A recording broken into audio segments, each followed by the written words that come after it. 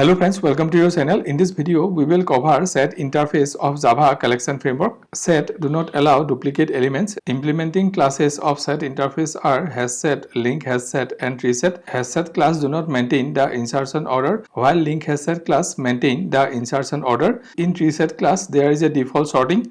If we take this class as set and if we want to add these 3 balls into the set, ball number 1 is occurring 2 times. So when we add these 3 balls into the set, the duplicate ball number 1 will not be added into the set. Similarly, out of these 3 names, Ajay is occurring 2 times. So when we add these 3 names into the set, the duplicate Ajay will not be added into the set.